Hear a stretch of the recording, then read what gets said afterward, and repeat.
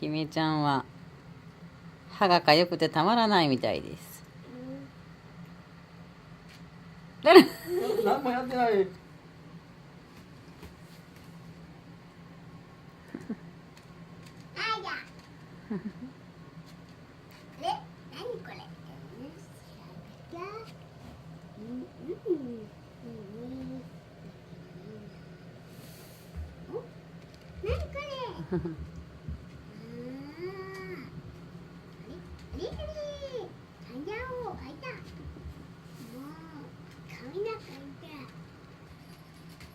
これめっちゃ噛んじゃう。あんにゃんにゃんにゃ。力入れてる？入れてないよ。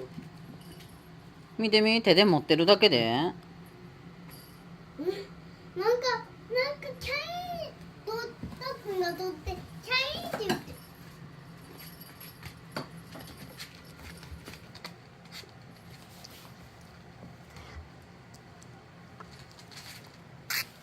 うん。